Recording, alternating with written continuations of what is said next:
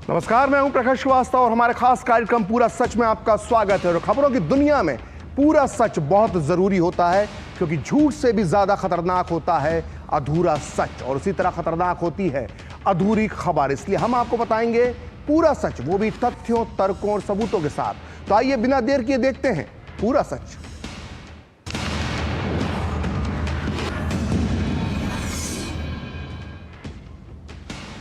पूरा सच यानी पूरी खबर। आज पूरा सच में हम बात करेंगे लोक नायक जयप्रकाश नारायण की जयंती पर हुए सियासी ड्रामे की। आज पूरा सच में पहला मुद्दा होगा कि जेपी की जयंती पर जेपी सेंटर को लेकर अखिलेश ने क्यों किया हंगामा।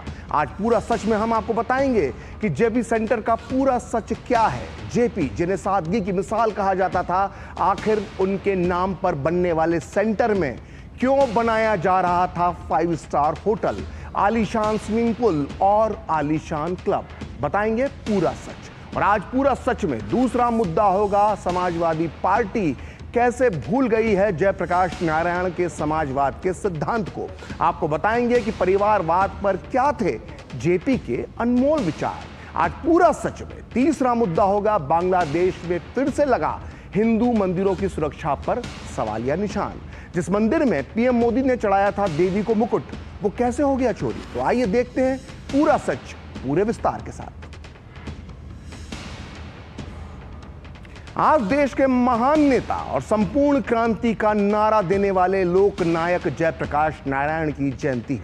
आज वो दिन है जब हमारे देश के नेताओं को सभी राग द्वेष से ऊपर उठकर सच्चे मन के साथ लोकमान्य जेपी को याद करना चाहिए। लेकिन ये वही जयप्रकाश नारायण हैं जिन्होंने 1975 में इंदिरा गांधी की सरकार के खिलाफ क्रांति का बिगुल फूंका था, और उनके नेतृत्व में उस समय की सभी विपक्षी पार्टियों ने तमाम मतभेद बुलाकर इस आंदोलन में हिस्सा लिया था। लेकिन अब करीब 50 साल बाद 2024 में देश की सियासत बदल गई है। जिस जेपी के कंधों पर चढ़कर जिन नेताओं ने राजनीति की ऊंचाइयां हासिल की, अपनी पार्टियां बनाई, ऊंचे ऊंचे पद हासिल किए, आज उन्हीं पार्टी के नेता जेपी की जयंती के दिन राजनीति का ड्रामा करते हैं। उत्तर प्रदेश की राजधानी लखनऊ में कुछ ऐसा ही हुआ। वैसा देखा जाए तो जेपी की जयंती आज है, लेकिन समाजवादी पार्टी के अध्यक्ष अखिलेश यादव कल रात ही लखनऊ स्थित जेपी सेंटर पहुंच गए थे। उनका कहना था कि वो जेपी को श्रद्धांजलि ना दे सके, इसके लिए यूपी सरकार जेपी सेंटर को टीम की दीवारों से ढक रही है। रात में शुरू हुआ ये सियासी ड्रामा सुबह भी जारी रहा। प्रशासन ने अखिलेश को जेपी सेंटर में कार्यक्रम करने की अनुमति नहीं दी थी, लेकिन अखिलेश यहां भी जाने की जिद कर रहे थे। जिसके बाद आज सुबह से ही अखिलेश यादव के घर के बाहर सुरक्षा बढ़ा दी गई। इसके बाद देखते ही देखते समाजवादी पार्टी के कार्यकर्ता जमा हो गए और विरोध प्रदर्शन का दौर शुरू हो गया। और आखिरकार सपा कार्यकर्ता अखिलेश के घर में लगी जयप्रकाश नारायण की एक मूर्ति को सड़क पर ले आए, और इसके बाद फिर अखिलेश घर से बाहर निकले और मूर्ति पर उन्होंने माल्यार्पण किया। और आज पूरा सच में हम आपको बताएंगे कि आखिर अखिलेश के जमाने में जेपी सेंटर की नींव डाली गई थी, उसमें हुए भ्रष्टाचार का पूरा सच क्या है। साथ ही ये पूरा सच भी बताएंगे कि बार बार जेपी का नाम जपने वाले अखिलेश यादव और उनकी पार्टी के नेता हकीकत में जेपी के विचारों का कितना सम्मान करते हैं या फिर नहीं करते हैं। लेकिन उसके पहले देखते हैं कि अखिलेश यादव ने क्या कहा। सरकार आखिर क्या चाहती है? क्या हम लोग पोल वॉल्ट करें, जिम्नास्ट करें? कि भाई पोल वॉल्ट कब से करने लगे बताओ? उसके लिए तैयारी करनी पड़ेगी, सीखना पड़ेगा। तो ये सरकार क्या चाहती है? किसी महापुरुष का सम्मान नहीं करने दे रहा है, और इसलिए नहीं करने दे रही क्योंकि भारतीय जनता पार्टी के लोगों का योगदान भारत की आजादी में नहीं रहा है। वो ऐसे तमाम महापुरुषों से चिढ़ करते हैं, नफरत रखते हैं। हालांकि बीजेपी का कहना है कि समाजवादी पार्टी इस मामले पर राजनीति कर रही है। दरअसल जेपी सेंटर का निर्माण अधूरा है और इसलिए इसकी सीलिंग हुई है। बीजेपी का कहना है कि अगर अखिलेश यादव की नीयत अच्छी होती तो वो अपने कार्यालय में जयप्रकाश नारायण को श्रद्धांजलि दे सकते थे, लेकिन नियमों को तोड़ना, कानून को अपने हाथ में लेना और समाजवादी पार्टी की संस्कृति बन चुकी है। आइए सुनते हैं इस पूरे मामले पर किस पार्टी ने क्या कहा।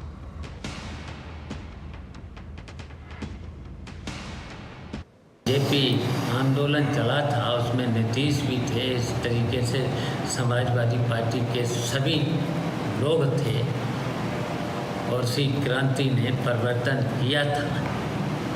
तो ये भारतीय जनता पार्टी को छोड़ना चाहिए था। अगर इसमें ऐसे पूर्वजों का अगर सम्मान नहीं करने देंगे तो इसकी हम लोग तो निंदा करेंगे ही। जेपी के सिद्धांतों का समाजवादी पार्टी मार्ग से भटक चुकी है और आज जिस प्रकार से अपराधियों को, बलात्कारियों को, अनैतिक काम करने वाले माफियाओं को संरक्षण देना समाजवादी पार्टी की एक पहचान सी बन गई है। और पीडीए के नाम पर जो लोग ये अपने परिवार को बढ़ावा देने का काम कर रहे हैं, वो ये कहीं ना कहीं ये दर्शाता है कि समाजवादी पार्टी अपने मार्ग से भटक गई है। श्रद्धांजलि देने से आप कैसे रोक सकते हैं? और एक पूर्व मुख्यमंत्री प्रदेश का, एक पार्टी के राष्ट्रीय अध्यक्ष, आपने उनको रोक दिया, तो ये बहुत ही गलत बात है। अखिलेश यादव को क्यों रोका जा रहा है? जयप्रकाश नारायण की अगर वो माला अर्पित करना चाहते हैं तो इसमें भारतीय जनता पार्टी को क्या नुकसान नजर आ रहा है? अब देखिए, ये सनसनी पैदा करने की एक समाजवादी पार्टी की चिर परिचित शैली में एक कोशिश है। दरअसल 11:30 बजे रात आप संपूर्ण क्रांति के महानायक को आप अगली सुबह की प्रतीक्षा भी नहीं कर सकते हैं, या इतने देर रात तक जाने के बजाय आप पूर्व में भी आप जाकर के आपने श्रद्धांजलि दी होती। लेकिन दरअसल हर सवाल पर हंगामा खड़ा करना ये अखिलेश जी और उनकी पार्टी की फितरत में शामिल हो गई है। तो ऐसा पहली बार नहीं है जब लोक नायक जयप्रकाश नारायण की जयंती पर पहली बार हंगामा हुआ। पिछले दो साल से यूपी की राजधानी लखनऊ में सियासत चरम पर पहुंच जाती है जब भी जेपी की जयंती आती है और इसका एपिसेंटर होता है JPNIC। तो इस विवाद के बीच सवाल उठता है कि आखिर JPNIC है क्या और क्या है इसके पीछे की सियासत का पूरा सच। उत्तर प्रदेश के पूर्व मुख्यमंत्री मुलायम सिंह यादव चाहते थे कि लोक नायक जयप्रकाश नारायण के नाम पर लखनऊ में एक स्मारक बनवाया जाए, लेकिन इस स्मारक का काम शुरू हो पाता उसके पहले ही मुलायम सिंह सरकार चली गई और उनका यह सपना अधूरा रह गया। हालांकि 2012 में जब अखिलेश यादव की सरकार आई तो उन्होंने अपने पिता के सपने को पूरा करने की दिशा में कदम उठाया और लखनऊ में लोहिया पार्क के एक हिस्से में जेपी सेंटर बनाने का फैसला किया। इस सेंटर को बनाने की जिम्मेदारी लखनऊ डेवलपमेंट अथॉरिटी को दी गई। उस दौरान जेपी सेंटर को बनाने का बजट रखा गया 178 करोड़ रुपए का, लेकिन हैरत की बात है कि बाद में इसका बजट 178 करोड़ रुपए से बढ़कर 864 करोड़ रुपए का हो गया। और इसकी वजह यह थी कि अखिलेश ने जेपी सेंटर को बनाने की जिम्मेदारी उठाई तो उन्होंने इसके अंदर 5 star hotel, swimming pool, club, museum, restaurant और स्पोर्ट्स सेंटर भी बनवाने का फैसला कर लिया। सोचिए, जयप्रकाश नारायण सदैव अपने जीवन में सादगी से रहते थे। वो हमेशा सादगी की वकालत करते थे, सरकारी खर्चे कम करने की बात करते थे, जनता के पैसों को व्यर्थ बहाने के वो विरोधी थे। लेकिन उनके नाम पर बनने वाले सेंटर में 5 स्टार होटल, स्विमिंग पूल और क्लब बनाया जा रहा था। खास बात है कि उस समय बीजेपी विपक्षी पार्टी थी और उसने इस परियोजना पर पानी की तरह पैसा बहाने का आरोप लगाया था। 2017 में योगी सरकार आने के बाद पिछली सरकार की जिन परियोजनाओं को रोककर जांच कराई गई थी उसमें जेपी सेंटर भी शामिल था। रोक के बाद यह मामला हाईकोर्ट भी पहुंचा, लेकिन रोक उसके बाद भी जारी रही और इसकी बढ़ी हुई लागत की अब तक 3 बार जांच हो चुकी है। जांच कमेटी ने कई अफसरों को दोषी माना है। हालांकि जांच अब भी चल रही है और जेपी सेंटर पर सीएजी ने जो अपनी रिपोर्ट पेश की थी उसमें भी कहा गया था कि इस प्रोजेक्ट को में बिना टेंडर के ही कई काम करवाए गए थे। यहां तक कि सिर्फ एयर कंडीशन सिस्टम देखने के लिए लखनऊ डेवलपमेंट अथॉरिटी के कई अधिकारी चीन घूमने चले गए। इस तरह भ्रष्टाचार को लेकर विवादों में घिरी यह महत्वाकांक्षी परियोजना सफेद हाथी बनकर रह गई है। और उत्तर प्रदेश सरकार में मंत्री जयवीर सिंह ने कहा है कि इस परियोजना में जो भी भ्रष्टाचार हुआ है वो अखिलेश यादव की सरकार के दौरान ही हुआ है, क्योंकि योगी सरकार आने के बाद तो इसका काम रोक दिया गया था। जहाँ तक अखिलेश जी भ्रष्टाचार की बात कर रहे हैं तो NIC बिल्डिंग का निर्माण और उस पर किए गए समस्त कार्य अखिलेश जी के मुख्यमंत्रित्व काल के समय के हैं। अगर भ्रष्टाचार हुआ है तो खुद अपनी सरकार पर उंगली उठा रहे हैं। तो उनके ज़माने में वो विकास कार्य हुआ, उनके ज़माने में वो बिल्डिंग का निर्माण हुआ। तो आज लोकनायक जयप्रकाश नारायण की जयंती, लेकिन उन्हें मन से सच्ची श्रद्धांजलि देने के बजाय समाजवादी पार्टी राजनीति कर रही है। समाजवादी पार्टी के सुप्रीमो रहे मुलायम सिंह यादव ने यह हमेशा दावा किया कि उनकी पार्टी जेपी और लोहिया के विचारों पर चलती है, और अब यही दावा अखिलेश यादव करते हैं। अब वो भी उस दिन अखिलेश यादव राजनीति करते हैं जिस दिन जेपी और लोहिया का एक कोई तिथि होती है, उनकी जयंती होती है, पुण्यतिथि होती है, तो इस तरह की राजनीति देखने को मिलती है। लेकिन बड़ा सवाल यह है कि क्या सही में समाजवादी पार्टी जेपी के नक्शे कदम पर चल रही है? अखिलेश की समाजवादी पार्टी जेपी के विचारों से कितनी दूर हो चुकी है, ये समझने के लिए आपको लोकनायक जयप्रकाश नारायण की विचारधारा को ठीक तरीके से समझना होगा, जिसके बाद अंतर अपने आप ही स्पष्ट हो जाएगा और पूरा सच बाहर आ जाएगा। तो देखिए, जयप्रकाश नारायण ने हमेशा जाति की राजनीति का विरोध किया, लेकिन समाजवादी पार्टी की पूरी राजनीति जाति पर टिकी है। जयप्रकाश नारायण हमेशा परिवारवाद का विरोध करते थे, लेकिन समाजवादी पार्टी को देखें तो पार्टी का संगठन हो या सत्ता, उसमें हमेशा मुलायम सिंह यादव के परिवार ही हावी रहा है। अब देखिए, जेपी हमेशा सर्वोदय की बात करते थे, जिसका मतलब होता है समाज के हर तबके का उदय। वो कहते थे कि सर्वोदय का मतलब है कि सभी का जीवन साथ साथ संपन्न हो, यानी सबका साथ सबका विकास। वहीं समाजवादी पार्टी पर आरोप लगते हैं कि जाति के नाम पर वो कुछ खास लोगों के उदय पर विश्वास रखती है। जयप्रकाश नारायण ने हमेशा धर्म की राजनीति का विरोध किया, लेकिन समाजवादी पार्टी पर हमेशा मुस्लिम तुष्टीकरण के आरोप लगते हैं। ये सारी दुनिया जानती है, सबको पता है। और जयप्रकाश नारायण ने 1950 के दशक के बाद कांग्रेस की नीतियों का जमकर विरोध किया, लेकिन समाजवादी पार्टी ने कांग्रेस से कई बार गठबंधन किया और यह गठबंधन आज भी जारी है। और जयप्रकाश नारायण का समाजवाद सामाजिक चेतना पर आधारित था, लेकिन समाजवादी पार्टी का समाजवाद वोट की राजनीति पर आधारित है। तो देखिए कितना बड़ा अंतर हम देख सकते हैं जेपी के समाजवाद और समाजवादी पार्टी के तथाकथित समाजवाद में। और समाजवादी पार्टी आज जेपी को लेकर बड़ी बड़ी बातें कर रही है। ऐसे में उसे जेपी का एक किस्सा बताना बहुत जरूरी हो जाता है। दरअसल बिहार आंदोलन के समय जेपी ने इंदिरा गांधी की सरकार के भ्रष्टाचार के विरोध में आवाज उठाते हुए कहा था कि वो एक अधिकारवाद की ओर बढ़ रही हैं। उनके जवाब में इंदिरा गांधी ने कहा था कि जो लोग पूंजीपतियों से पैसे लेते हैं उन्हें भ्रष्टाचार के खिलाफ बोलने का नैतिक अधिकार नहीं है। जेपी पर उन्होंने हमला किया था इंदिरा ने। इसके बाद जेपी ने अपने रोजाना के खर्चे का जो विवरण था उसको सार्वजनिक कर दिया, और उस विवरण के अनुसार जो मैग्सेसे अवार्ड जेपी को मिला था उसका जो इनाम का जो पैसा था वो बैंक में जमा था, और जिसके ब्याज से जेपी का खर्च चलता था। और पुश्तैनी गांव में जेपी की थोड़ी सी जमीन थी, उसकी खेती से मिला अनाज उनके पास आता था। जेपी ने अपने लिए कोई भी मकान नहीं बनवाया, किंतु देश में उनकी साख थी, और इसी कारण 1975 से लेकर 1977 के बीच आंदोलन चलाने के लिए उन्हें आसानी से चंदा मिल जाता था। कि आज के अखिलेश यादव जैसे समाजवादी नेता जेपी की जो जीवन शैली है उसे अपनाने को तैयार है?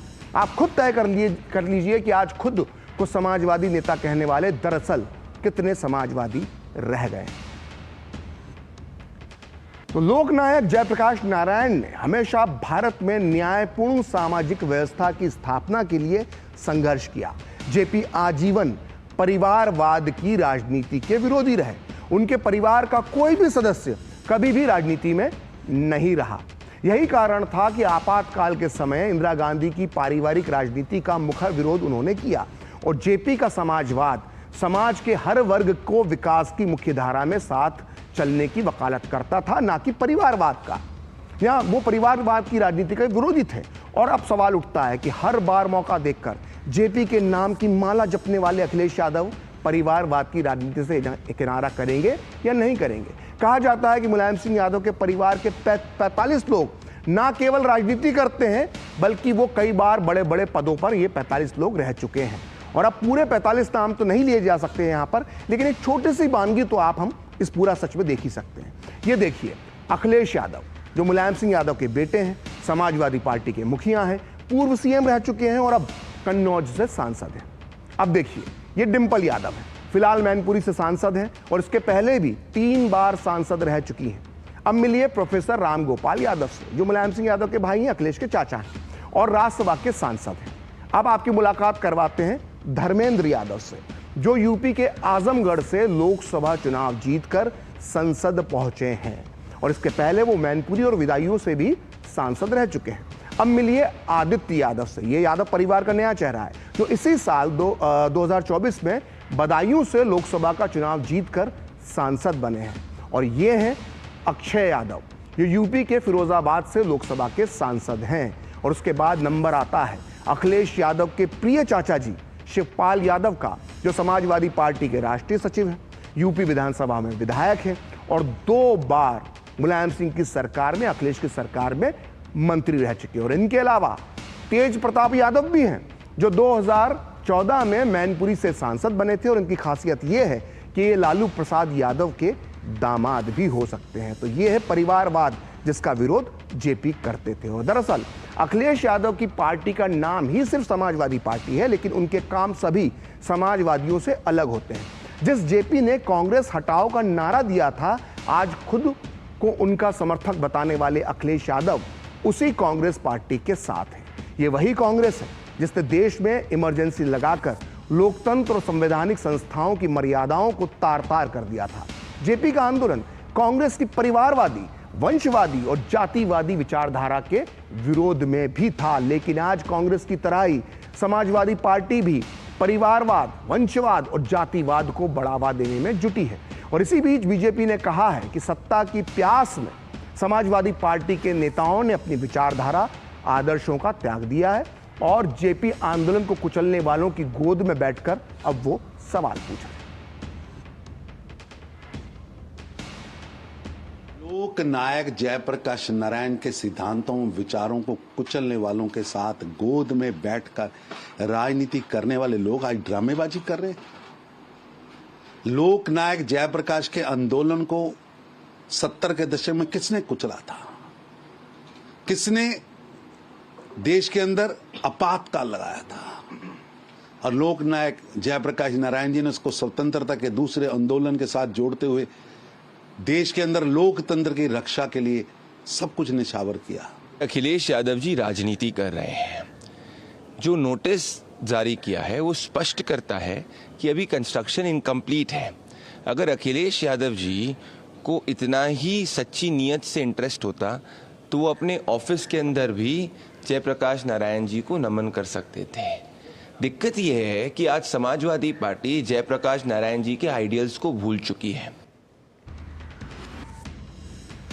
तो लोकनायक जेपी को लेकर लखनऊ में चल रहे घमासान के बीच अखिलेश यादव ने सियासत का हर दाव चलने की कोशिश की। अखिलेश ने बिहार के मुख्यमंत्री नीतीश कुमार से मोदी सरकार से अपना समर्थन वापस लेने की अपील की, तो जेडीयू ने भी उन्हें आईना दिखाने में देरी नहीं की। आइए देखते हैं कि अखिलेश यादव ने क्या कहा और फिर जेडीयू ने कैसे बताया समाजवादी पार्टी का पूरा सच।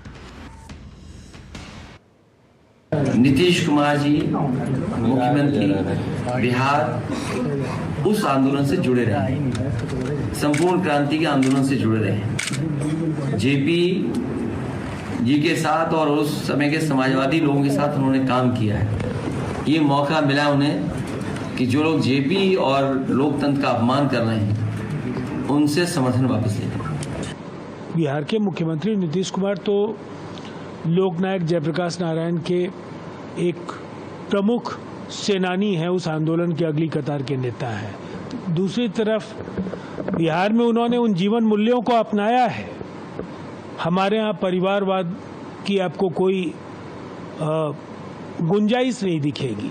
केंद्र में हम नरेंद्र मोदी जी के नेतृत्व में एनडीए के साथ हैं और बिहार में नीतीश कुमार जी की अगुवाई में एनडीए जेपी के जीवन मूल्यों के आधार पर काम कर रही है। फिर हमें रिश्ते तोड़ने की सलाह देने का मतलब क्या है?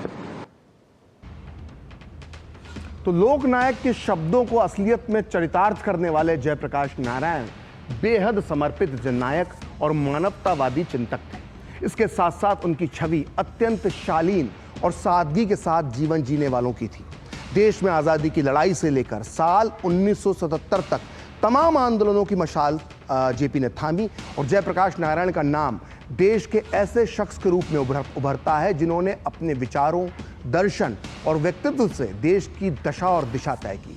आइए सुनते हैं जेपी के कुछ अनमोल विचार खुद उन्हीं की आवाज में। ये नीचे से, बुनियाद से जो डेमोक्रेसी बने, ये नहीं कि करोड़ों वोटर हैं और 5 वर्ष में उनका वोट हो जाए और कोई कुछ कह दे, कोई कुछ कह दे, कोई जात की बात, कोई मिल्लत की बात, कोई धर्म, कोई मजहब, कोई रुपया और कोई शराब और कुछ न गाली गलौज करके वोट ले ले और उसको हम कह दें कि बस ये जनता की हुकूमत बन गई। ये नहीं। पार्टियों के लोगों से भी मेरा निवेदन है, मुझे कोई पार्टी देश में ऐसी नहीं मिली है जो ये कहती हो, जिसके नेता लोग कहते हैं कि हमारी पार्टी पार्टी के हित के लिए और पार्टी के स्वार्थ के लिए बनी।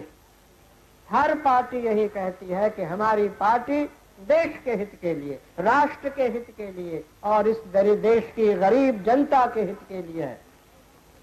अगर ये वास्तविक हो, अगर ये सत्य हो, तो फिर हर पार्टी का ये कर्तव्य है अपनी कुर्सी, अपनी सत्ता, अपना स्वार्थ का ख्याल नहीं करके ये जनता की जो शक्ति, जनता की जो रचना नीचे से हो रही है नए भारत की, उसमें सहकार करना, उसमें मदद करना है। तो आज प्रधानमंत्री नरेंद्र मोदी ने भी आज जेपी को श्रद्धांजलि दी। पीएम मोदी ने कहा कि लोकनायक जयप्रकाश नारायण ने देश और समाज में सकारात्मक परिवर्तन के लिए अपना जीवन समर्पित कर दिया। उनका व्यक्तित्व, आदर्श हर पीढ़ी के लिए प्रेरणा स्रोत बना रहेगा। इस मौके पर पीएम मोदी ने एक वीडियो भी जारी किया है। आइए देखते हैं ये वीडियो। भारत रत्न लोकनायक जयप्रकाश नारायण देश में भ्रष्टाचार के खिलाफ, देश में ईमानदारी के लिए, देश में गरीबों का, गांव का कल्याण हो, इसके लिए जयप्रकाश बाबू ने संपूर्ण क्रांति का आह्वान किया। फिर एक बार जयप्रकाश जी देश में पनप रहे भ्रष्टाचार, राजनीतिक भ्रष्टाचार, उच्च पदों पर पले बड़े भ्रष्टाचार, उसके खिलाफ दुखी होकर के विद्यार्थी आंदोलन के साथ जुड़ गए। गुजरात के नवनिर्माण आंदोलन से प्रेरणा लेकर के जयप्रकाश जी फिर एक बार मैदान में आ गए और जयप्रकाश जी के आने के बाद दिल्ली की सल्तनत में खलबली मची गई। जयप्रकाश जी को रोकने के लिए क्या क्या किया जा सकता है, उसके लिए षड्यंत्र होते थे। जयप्रकाश जैसे महापुरुषों को याद करते हैं तो हिंदुस्तान का गांव तुरंत जुड़ जाता है। जेपी आंदोलन, नवनिर्माण आंदोलन, भ्रष्टाचार खिलाफ का जंग, इमरजेंसी के खिलाफ का जंग, आजादी के 25 साल के बाद एक ऐसा अवसर बन गया जिसने हिंदुस्तान के कोने कोने में एक नई राजनीतिक ब्रीड को जन्म दिया। मैं समझता हूँ ये देश के लिए उस हद में कुछ सकारात्मक परिणाम निकालने का ताकत जयप्रकाश नारायण जी में थी। वो प्रेरणा थी जो लोगों को इस प्रकार से तैयार कर।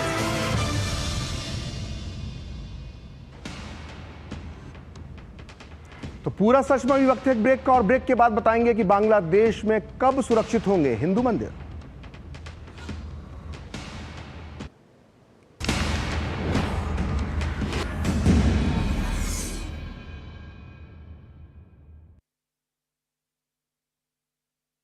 आपके घर के खाने में रेस्टोरेंट जैसा स्वाद ले आए MDH का शाही पनीर मसाला। पनीर को क्या मस्त बना डाला।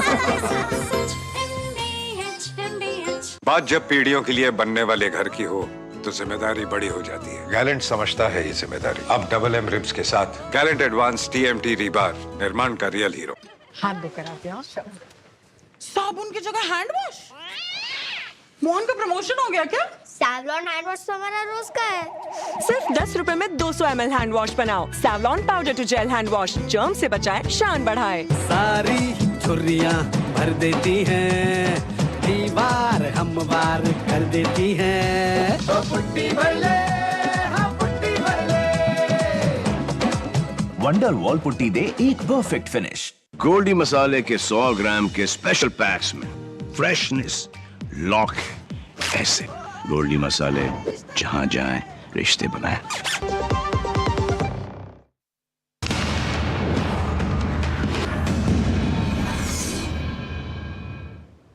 तो ब्रेक के बाद पूरा सच में आपका एक बार फिर स्वागत है। और बांग्लादेश के मंदिरों और मंडपों में कड़ी सुरक्षा के होने के बाद भी दुर्गा पूजा उत्सव जारी है और अंतरिम सरकार ने सप्तमी के अवसर पर आधिकारिक अवकाश की घोषणा की है। और बांग्लादेश में 5 दिवसीय दुर्गा पूजा उत्सव का समापन रविवार को देवी दुर्गा की मूर्तियों के विसर्जन के साथ होगा। लेकिन इन सब के बीच बांग्लादेश में फिर से हिंदू मंदिरों की सुरक्षा पर सवालिया निशान लगता नजर आ रहा है। खबर आई है कि बांग्लादेश के जोगेश्वरी मंदिर में मां काली का जो मुकुट था वो चोरी हो गया है और उसका वीडियो भी सामने आ गया है। वीडियो में साफ तौर पर देखा जा सकता है कि कैसे एक व्यक्ति आता है और देवी का मुकुट चुराकर भाग जाता है। बताया गया है कि मंदिर के पुजारी जब पूजा करके चले गए तो चोर दाखिल हुआ और मुकुट लेकर फरार हो गया। और मंदिर खुलने के बाद सफाई कर्मचारियों ने जब देखा तो देवी के सर से मुकुट गायब था।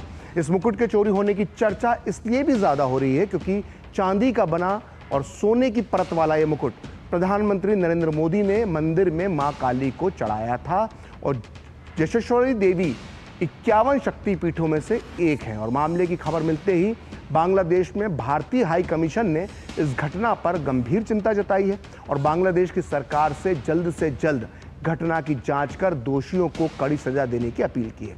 बता दें कि 2021 में प्रधानमंत्री नरेंद्र मोदी ने बांग्लादेश की यात्रा के दौरान सितकिरा स्थित ये जशेश्वरी देवी का जो मंदिर है, इस काली मंदिर में देवी को मुकुट भेंट किया था। तो ये घटना बहुत चौंकाने वाली है और चौंकाने वाली होने के साथ साथ ये चिंता वाली खबर भी है क्योंकि बार बार बांग्लादेश की सरकार ये वादा कर रही है कि मंदिर भी सुरक्षित है हिंदुओं के और हिंदुओं के घरों भी सुरक्षित हैं। लेकिन इस तरह की जब घटनाएं होती हैं, चोरी की घटनाएं होती हैं, तो कहीं ना कहीं चिंता तो होती ही है। तो आज पूरा सच में इतना ही। अगले सप्ताह होगी आपसे फिर मुलाकात अपने इस खास कार्यक्रम पूरा सच में किसी और सियासी मुद्दे की पड़ताल के साथ। तो मुझे और मेरी पूरी टीम को दीजिए अनुमति। नमस्कार।